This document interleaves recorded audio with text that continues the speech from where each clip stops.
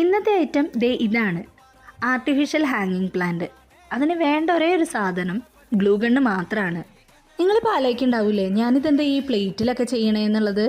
നമ്മൾ ഗ്ലൂ ഗണ്ണാക്കി കഴിഞ്ഞ് കഴിയുമ്പോഴേ അത് പറിച്ചെടുക്കണ്ടേ, അതിന് ഇതുപോലുള്ള സർഫസാണ് നല്ലത്. ടേബിളിലൊക്കെ ആക്കി കഴിഞ്ഞ് കഴിഞ്ഞാൽ അതിൽ സ്റ്റിക്കായിരിക്കാനുള്ള ചാൻസ് വളരെ കൂടുതലാണ്.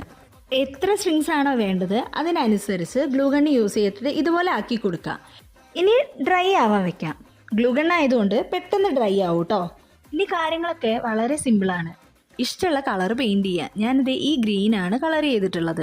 ഇതെന്ന് വെടിയിപ്പിച്ചെടുത്തിട്ട് കളർ ചെയ്യുന്നതിലും ഒന്നുകൂടെ നല്ലതായിട്ട് തോന്നിയത് ഇങ്ങനെ ചെയ്യണതാണ്. അതുകൊണ്ടാണ് ഇത് ഈ പ്ലേറ്റിൽ വെച്ചിട്ട് തന്നെ കളർ ചെയ്തത്.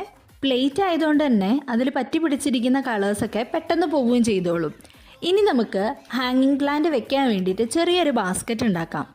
ഇനി ഇതൊക്കെ ഒന്ന് സെറ്റ് ചെയ്യാൻ വേണ്ടിയിട്ട് ഒരു ബാസ്ക്കറ്റ് വേണം. അതിനായിട്ട് ഹോട്ടലിലൊക്കെ കിട്ടുന്ന മയണൈസിൻ്റെ ചെറിയൊരു ബോട്ടിലാണ് കേട്ടോ നമ്മൾ എടുത്തിട്ടുള്ളത്. ബാസ്ക്കറ്റിൻ്റെ സെറ്റപ്പൊക്കെ തോന്നിക്കാൻ വേണ്ടിയിട്ട് ഒരു ജൂട്ട് ത്രെഡ് യൂസ് ചെയ്ത് നന്നായിട്ടൊന്ന് കവർ ചെയ്ത് കൊടുക്കുക. ഇനി ഇതിൻ്റെ ഉള്ളിൽ ഫില്ലിംഗ് ആയിട്ട് കുറച്ച് ടിഷ്യൂ പേപ്പറാണ് ഞാൻ വെച്ച് കൊടുത്തിട്ടുള്ളത്. ഇനി ഗ്ലൂ യൂസ് ചെയ്ത് ടിഷ്യൂ പേപ്പറിൽ ഓരോ സ്ട്രിങ്സും അറ്റാച്ച് ചെയ്ത് കൊടുക്കുക.